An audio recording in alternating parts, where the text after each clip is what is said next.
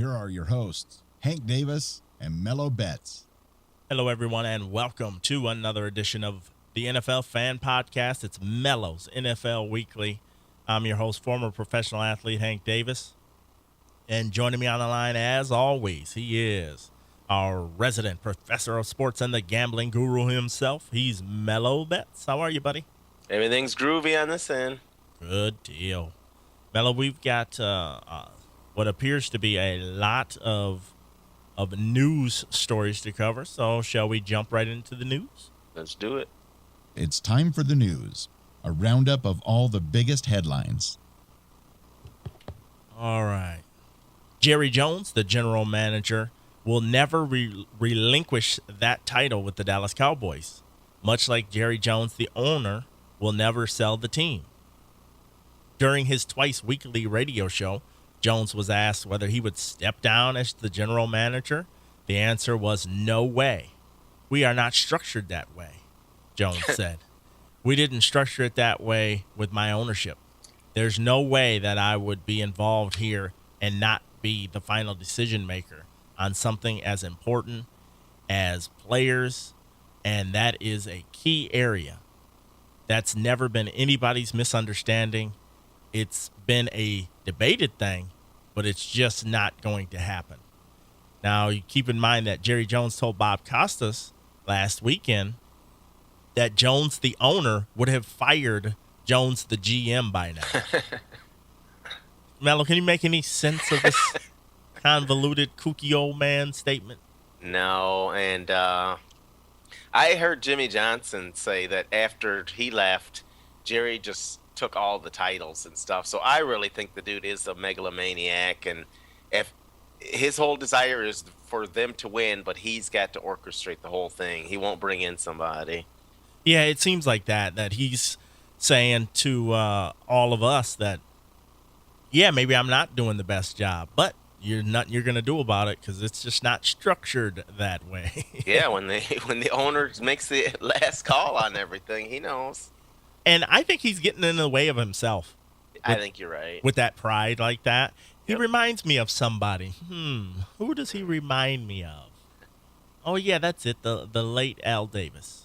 Yep. Tennessee Titans owner Bud Adams had a lot to say after his team was throttled last Sunday.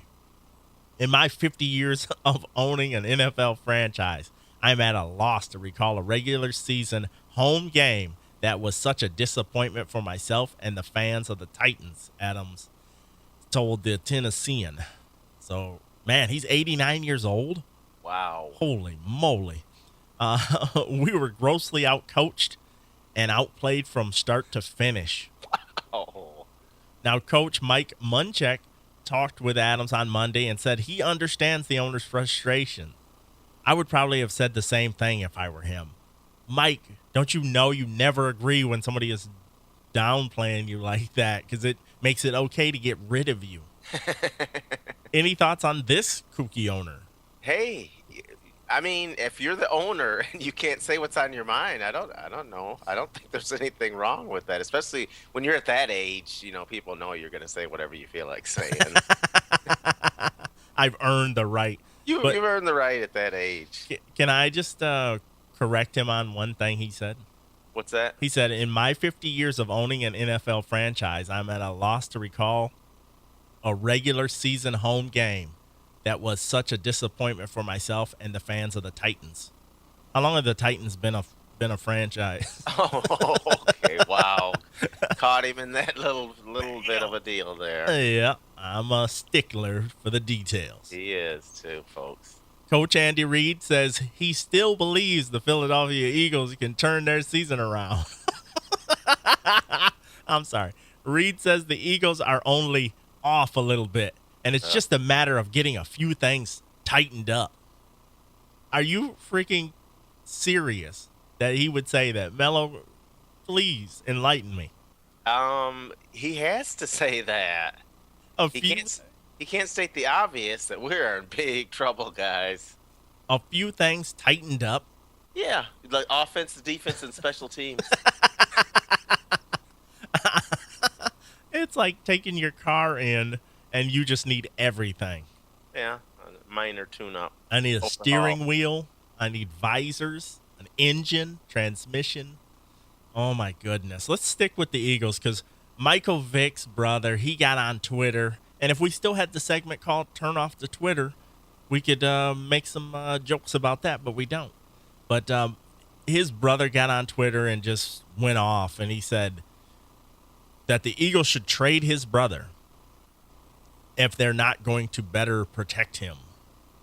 And I was like, oh, my goodness. And he said something about, we want out of Philadelphia. Oh. I'm like, I haven't seen a brother this needy since I met your brother, Mello.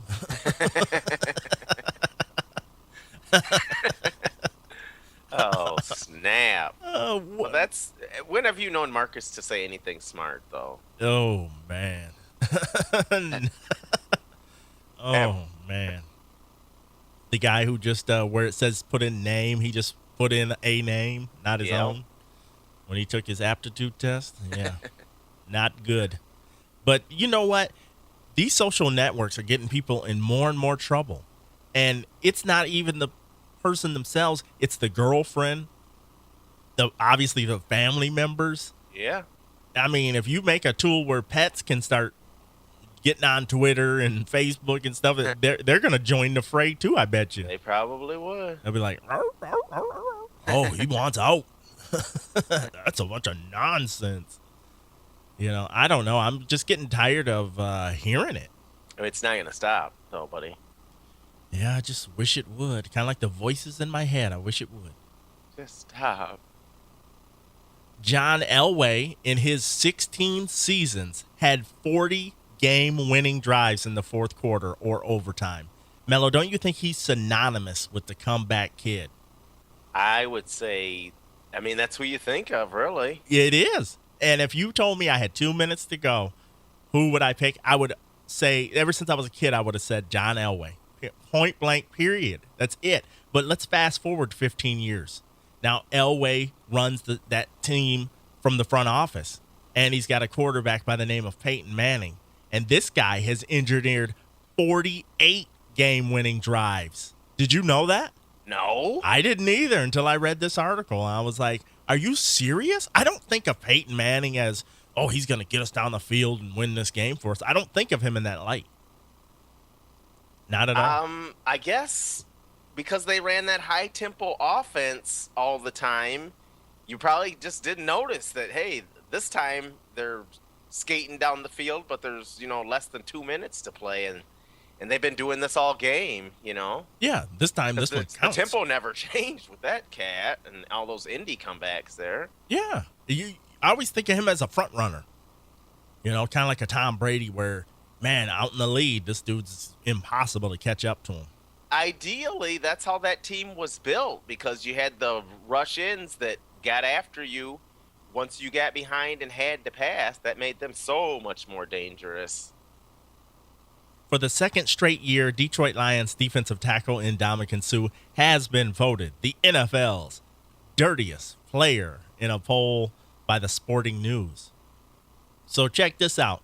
In 2010, he received 32 votes in a poll that included 103 players. And then last year, Suh got 36 votes in a poll that reached 111 players. Wow. He is, what shall we say? He's just got that reputation. Do you think it's always justified that people look at him in this light? No. That's, I'm going to say, when you stomp on somebody on the Thanksgiving Day, game, that's stuck in everyone's head forever. When they think of you, they think of bringing the stomp now. I mean, that was just right out there for everybody to see, and that's not something you're ever really going to get over, I don't think. And every time they play the Packers, I just always think to myself, he's back at his old stomping grounds. You know what I mean? That joke just it's never going to get old for me. The old Brothers Johnson, they should play the stomp song as he's coming out there. Just stomp, then twist. No. So I don't know how he does it, but he brings back those violent, good old Well, I mean, Thanksgiving. Woody Hayes. What's the first thing you think of? Yeah, I'll punch somebody in the neck. Yeah, I mean, there's some things people aren't getting over that, and they're obviously not going to let this go. No. I mean, he can try to stomp out their feelings on this, but do you know who he is kind of looked at like, I think, in some crazy roundabout way? I would say like Meta World Peace. Oh, okay. From basketball. A Ron Artest. cat there. Yeah, Ron's crazy, but everybody thinks Ndamukong Suh is crazy. New York Jets legend Joe Namath unloaded Wednesday on the Jets front office and owner Woody Johnson. He was loaded? What? He probably was. Namath accused the Jets of putting ticket sales ahead of winning. He also claimed that management is lying to the fans, pointing to Tim Tebow's lack of involvement as a prime example. I think that the fans haven't been given a fair shake, Namath said. I don't think they get a straight story often enough from the powers that be. I think it's kind of condescending talk a bunch of times, telling us how they're developing and who they're getting. I think he's been disrespectful.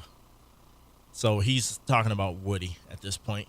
But he talks about how they are just trying to grab headlines. They're trying to get ticket sales. They're trying to stay in the media. And he just thinks that they put winning on the back burner. Do you think this is any truth to this? You know what? I was just going to write him off as another one of these old guys that don't know what they're talking about. But I think he's spot on, actually. I think that they're so obsessed with trying to keep up with the Giants in the media that they're not even close to keeping up with them on the field. Oh, no. No. That product they have this season, not good. Definitely not a contender. No, I missed the boat on them again this year. I think everybody did. And lastly for the news, the Atlanta Falcons have the pedigree to finish 16-0. That's according to wide receiver Roddy White. Mello, should the 72 Dolphins be shaking in their boots? No, that's not going to happen. I don't think so at all. I mean, there's people that don't even believe they're the best team in the NFC. Well, I just the pressure that comes with each win, if people can wrap their minds around that. Every team is wanting to do that little extra to knock you off your high horse, and you're feeling the pressure of having to win week in and week out, and you've got a ways to go yet. The odds are stacked against you.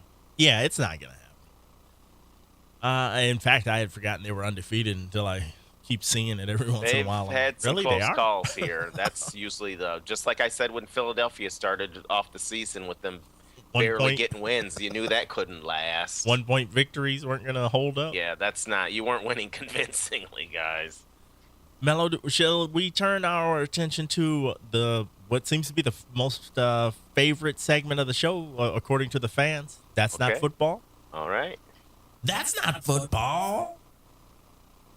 New York Jets coach Rex Ryan was voted the most overrated coach in the NFL, according to an anonymous midseason players poll conducted by Sporting News. Of the 103 players from 27 teams who were polled, 35 voted for Ryan, and New England Patriots coach Bill Belichick finished second with 16 votes, and Andy Reid finished third with 9 votes. I believe those to be true, but Mello? That's all nice and dandy, but that's not football. Fox Sports posted an article detailing Cleveland head coach Pat Shurmur stating his unwavering support for embattled quarterback Brandon Weeden. The article was titled, Browns QB Weeden Wobbles Won't Fall Down. Mello? That's cute, but that's not football. NFL players who like to smoke weed should contain their excitement. Colorado and Washington became the first states to legalize recreational marijuana. But the news does nothing to change the NFL's substance abuse policy. The NFL's policy is collectively bargained and will continue to apply in the same manner it has for decades. That's according to Greg Aiello, the NFL spokesman. Mello? That's weed. That's not football.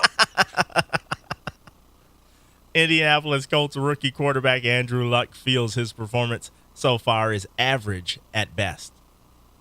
A C is average, so I think I'd give myself a C, Luck told the Associated Press. Now, the victories are what I judge things on. Okay, so this is before Thursday night's game, right? Okay. So several college professors were quick to point out that if Luck is grading himself based on victories, he should have graded himself a D since he had a 62.5 win percentage.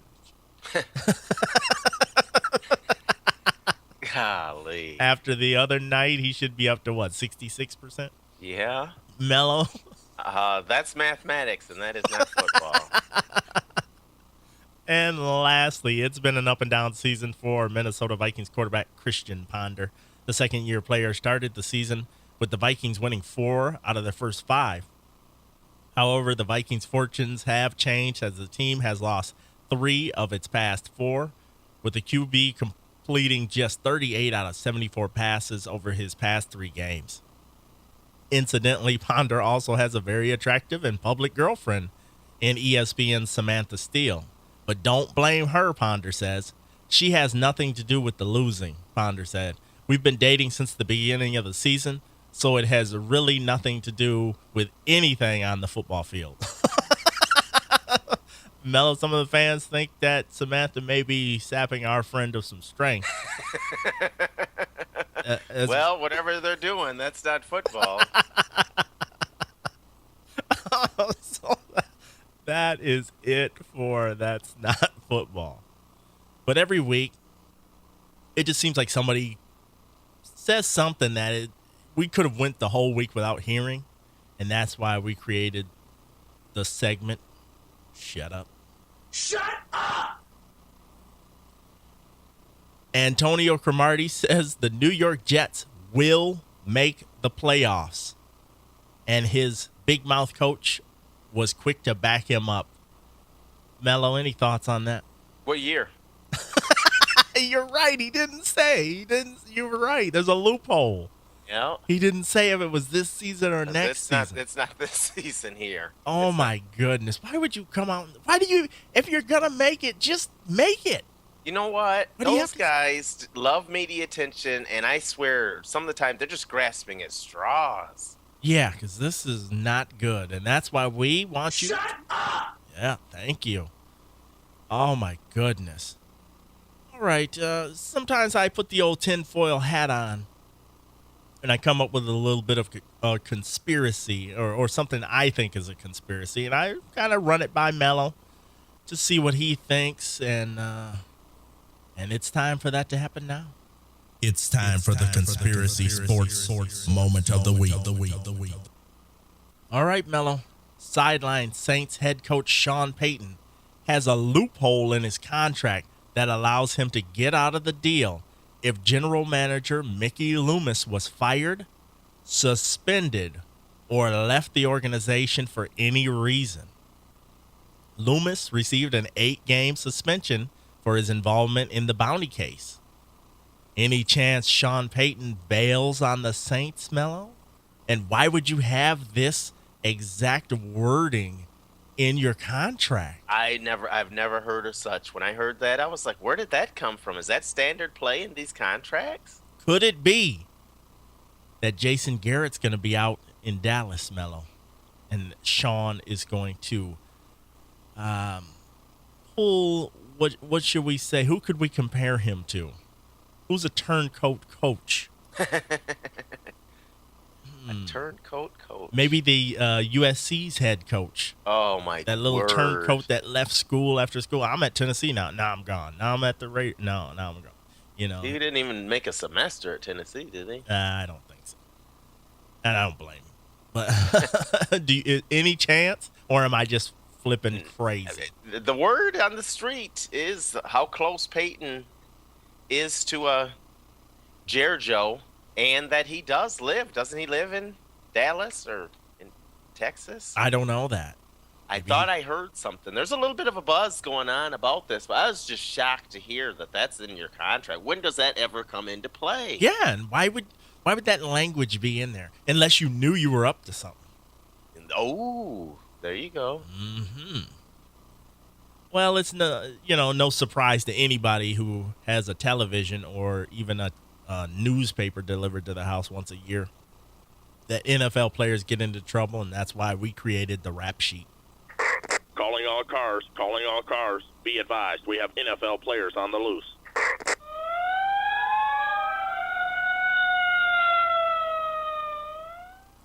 Former NFL wide receiver David Boston faces up to 35 months in prison at a December 7th hearing after pleading guilty to aggravated battery for punching a woman last year. The NFL fined Tennessee Titans quarterback Matt Hasselbeck $15,750 for an illegal horse collar tackle against the Bears. Initially called Stick'em-gate, the San Diego Chargers won't face any discipline for using grip-enhancing towels, but the team isn't completely in the clear either. The NFL has fined the Chargers $20,000 for an equipment staff member failing to comply with a game official's authority during the October 15th matchup against the Broncos. The towels were at the center of a 3-week investigation by the NFL. Ultimately, the league found the towels to be widely used and to hold no competitive advantage. Just like the Chargers. Nice. Court documents show Bernard Berrien has reached a settlement with a California couple who found his BlackBerry and allegedly threatened to sell its contents unless the former Vikings wide receiver paid them $30,000. Nothing like a little bit of extortion to get you going. Got you right by the berries. Pittsburgh Steelers rookie nose tackle Alameda Taimu, wow, what a name, apologized after waiving his right to a preliminary hearing on charges stemming from an alleged drunken driving rampage. The 22-year-old fourth-round draft pick was arrested last month after police said he crashed into several other cars, then ran away from officers on the city's south side, a neighborhood known for its bars and nightclubs. Ooh, The big man ran away from cops and put him in the deadwood? Really? Oh, my goodness. Leading the witness, anyone? It's known for bars and nightclubs. And lastly, if you're a video viewer, the man accused of fatally stabbing a Chicago Bear fan who was in Jacksonville for a game against the Jaguars in October pleaded not guilty on Thursday. Matthew Henson was not granted bail and will remain in jail until the trial, which is scheduled for March. Yeah, nothing says you're innocent like the police not letting you go. What an idiot. All right, that'll do it for the rap sheet, because life behind bars can get pretty lonesome for an NFL player without his trusty pigskin. Mello, you want to take us? Do you want to talk numbers before or after we make our picks? Let's talk some numbers and trends here before we make the picks here. Okay, let's do this. Big spreads, 3-0 last week for the first time this season. Yep. That still only gets them to 41%, though. Home dogs and road favorites are both at 50%, and even after road dogs went 3-6 last week, that dropped them down to 59%. So still you're clearing away best bet. I'm under 500, just barely for the first time this season. I'm all broken up about that. Best bets at 52%, where you gotta do better than that. Yeesh. And I'm just over 500 for the first time this year. The old switcheroo, you pulled the old switcheroo on me. I should have known. I did it my way. I had 10 games going into that Monday night game. Them fools couldn't do it. That's impressive. Them fools couldn't pull it off for me. Oh, the Thursday night game, we both obviously picked the Colts. Who on earth wouldn't have? If I had, let's just say I had 5,000 fictitious dollars. Okay. I would have put all 5,000 fictitious dollars on the Colts. Because, come on, man. Really? I would have bet it differently than that. I would have bet it all the money against Jacksonville is the way I look at it. Not Indy to cover, but Jacksonville not to be in the game because they are a horrible football team. Jacksonville, Kansas City, Cleveland, horrible brands of football, guys. Yeah, they're terrible, man. They are a joke. Kind of a laugh a minute, kind of. While you're scoring a point a minute against them. Yeah. Oh man, there's several really bad teams that just, they just they don't have it. Yeah, and get ready because we're getting close to who's going to quit time. There's going to be some teams that are going to be statistically out of it, even though we know right now what teams are really out of it. But Yeah. you will see a few teams that want to play spoiler against the playoff teams. There's other teams that you look at their schedule. They're lined up against playoff teams. They're going to lay down and offer no resistance. Yeah, they'll take it like a champ.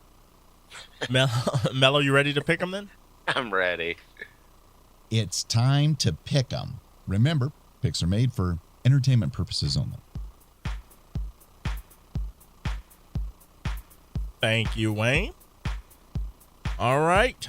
Let's start out with some Sunday matchups. At New England, the Patriots are going to lay 11 to the Buffalo Spills. Yep, they spill.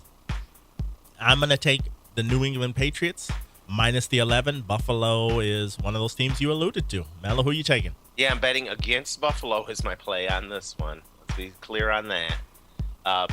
New England should light them up like a birthday cake, actually. An angry New York Giants will lay 4 points on the road at Cincinnati. Mello, the Giants are going to roll it up on them. I'm taking the Giants. Who you taking? I got the Giants winning this one, but I'm saying here comes surprise, surprise, since he plays a real game this week because they're at home and they know they're up against the champs, so they're going to play them tough. And this next one, oh boy, I'm hemming and hawing on this one. At Tampa Bay, the Buccaneers are going to lay 3 to the San Diego Chargers. If this was not a 1 o'clock game, I would take the Chargers getting the 3 because, I think they should beat them. They should win this game anyway, but I'm going to take Tampa Bay because the west to east and early morning, let's have some fun 10 a.m. football. I don't think that's going to work out so well. The trend is to go against it. So give me Tampa Bay. Who you got? I got Tampa Bay, and for me, the trend is Tampa Bay's heading up. San Diego is crashing and burning. Ooh. They got their big win over Kansas City, but I don't count that. So I'm saying, and the travel, the west to east deal. But yeah, I just think Tampa Bay is a team that's trending up right now, and San Diego's on the way down. Denver is going to lay 4 points at Carolina. This is another one I kind of hemming and hawing with. But I am going to go out on a limb, and I'm going to say Carolina plays tough and keeps this one really close and loses by 2 or 3. Mello, who you taking? I got Denver in this one. They were saying how Carolina keeps these games within 6, and this spread is 4, so that's not quite enough for me. I'm not going to bet against Denver at this point, not against a mediocre team like Carolina. At Miami, the Dolphins are going to lay 6 to the Tennessee Titans. I think the Titans in all their 50 years of being a franchise in Tennessee, I think they're going to be mad, and I think they're motivated, and they have to make some progress. So I don't see them losing by 6 points or more. I'm taking Tennessee. Who you taking? Yeah, I'm not in love with Miami as a big-time favorite right now. I don't know if there's smoke and mirrors or how they're really doing it down there, but this should be a hard-fought game, so I'm taking Tennessee in the 6. At Baltimore, the Ravens are going to lay 7 and the hook, 7.5 to the Oakland Raiders. Mello, I'm taking the Raiders plus the 7.5. This is a styles and matchup thing. This has nothing to do with who's the better team. Baltimore's clearly the better team. This is a styles and matchup thing, and I'm taking Oakland. Who you got? Yeah, I'm got Oakland as well. 7.5, just too much for me when you know this could turn into a real slobber knocker. Atlanta is going to lay 2.5 on their road to be 16-0.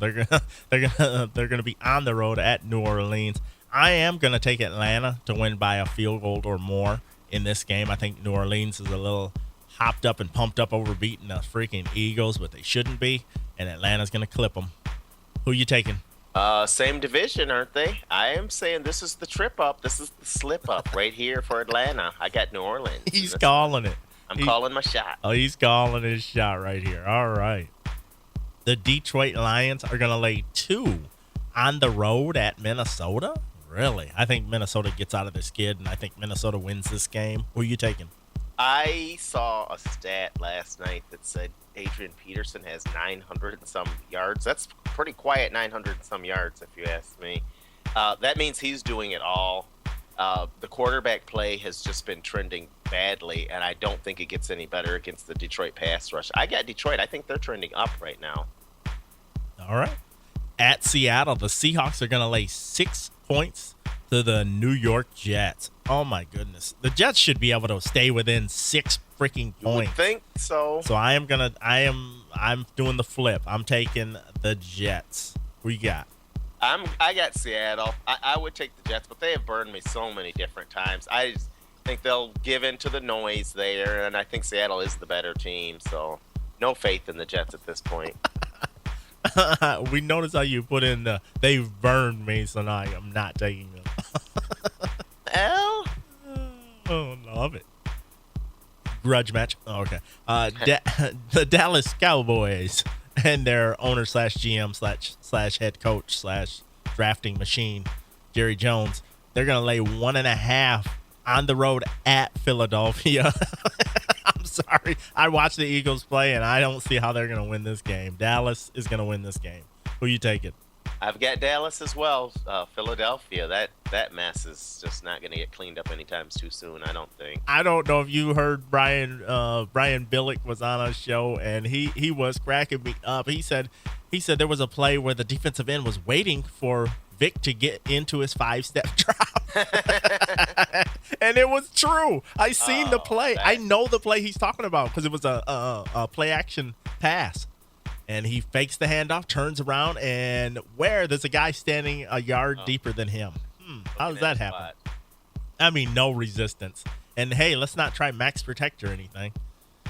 Dallas has got that one. At San Francisco, the 49ers. They're going to lay 11.5 to St. Louis. Man, I hate these big spreads. But I'm taking it. I'm taking San Francisco. St. Louis. I just, I at one point I thought they were making some headway, but it doesn't seem like they're gonna be able to hang with the big boys. Who you taking? I'm going to go with St. Louis in this one. Aren't they coming off the bye? I think they might have a surprise for San Francisco on this one.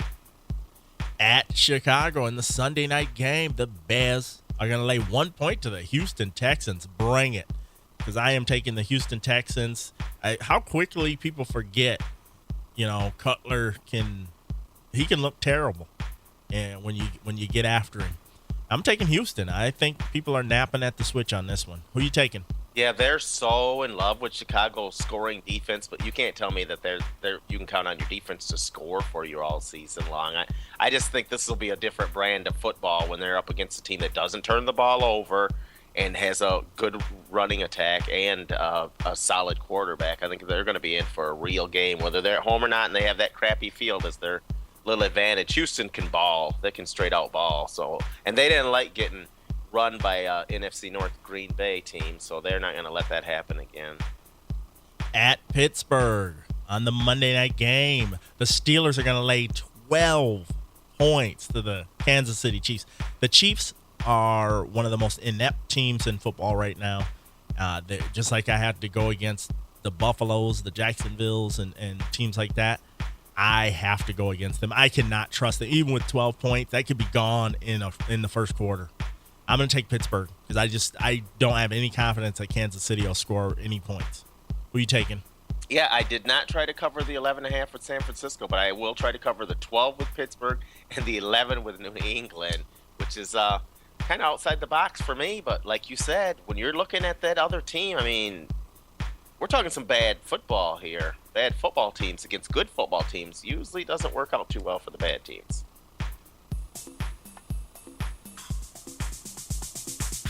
All right, Mello, that concludes our picks against the spread.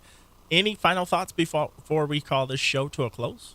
Hey, it's good to get a Thursday night winner. And would you have thought Indianapolis was really this good? No. Nope. Didn't see that coming, but I'm glad they are. They're playing well for that coach, and they're pretty fired up. I don't know how long this emotion will go for them, but they're a better football team than I thought they were going to be. Yeah, they're doing a lot of good things right now. Anything else? Cleveland is not a good football team right now. I'm so sad. Your favorite team is just So sad. Whedon wobbles, but he won't fall down. All right, that's going to do it, folks, for this edition of Mello's NFL Weekly, the NFL Fan Podcast.